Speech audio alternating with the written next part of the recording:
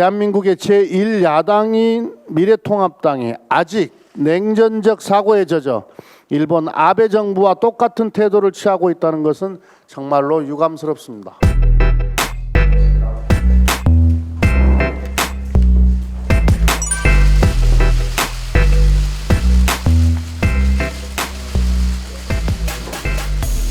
(28일) 미래통합당이 민주당의 종전선언 논의를 중단할 것을 촉구를 했습니다.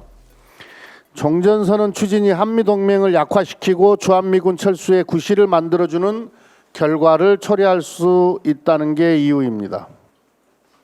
그런데 이는 냉전시대의 낡은 사고에 갇힌 시대착오적 선동이고 무지에 가까운 주장입니다. 대한민국의 제1야당인 미래통합당이 아직 냉전적 사고에 젖어 일본 아베 정부와 똑같은 태도를 취하고 있다는 것은 정말로 유감스럽습니다.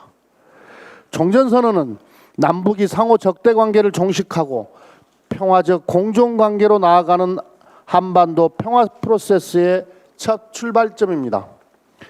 한미동맹이나 주한미군 주둔에는 전혀 영향을 미치지 않습니다. 주한미군은 한미 상호방위조약과 주한미군 지휘협정에 의해 대한민국 내에서 합법적 주둔의 근거를 확보하고 있습니다. 주한미군 주둔 문제는 남한과 미국과의 군사동맹에 관한 문제이지 종전선언이나 평화협정과는 별개의 문제입니다. 더욱이 종전선언은 미국과 북한의 적대관계를 청산하여 북한이 핵 보유를 정당화할 명분을 사라지게 한다는 점에서 북한 비핵화를 촉진하는 수단이기도 합니다. 종전선언을 통한 평화체제 전환은 남과 북은 물론이고 국제사회가 추진해왔던 사안입니다.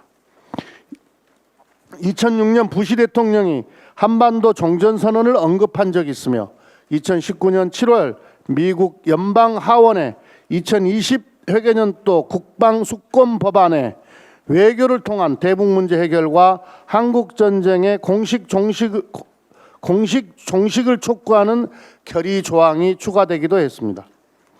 과거 보수 정부의 뿌리였던 노태우 정부는 1991년 12월 채택된 남북 기본 합의서에 정전 상태를 평화 상태로 전환하기 위한 공동 노력을 담았습니다.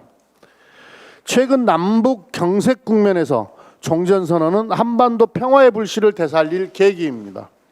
분단 이후 75년간 지속된 남북 간 적대와 전쟁 위협을 없애고 한반도의 완전한 비핵화와 항구적 평화를 정착해야 합니다. 그런 점에서 종전선언은 남북 간 적대관계 청산과 북미관계 정상화의 첫 단계가 될 것입니다. 실제로 제2차 하노이 북미 정상회담에서 타결까지 갈 수도 있었습니다. 칸나 의원 등 미국 연방하원 민주당 의원 19명이 하노이 2차 북미 정상회담에 맞춰 한국전쟁 종전선언을 촉구하는 결의안을 하원에 제출한 바도 있습니다. 비록 미 행정부 내 보수 강경파와 일본 아베 정부의 방해로 실패했지만 한반도 평화의 불씨를 되살리기 위해 다시 한번 종전선언을 추진해야 합니다. 마침 얼마 전 173명 국회의원의 이름으로 종전선언 촉구 결의안이 발의되었습니다.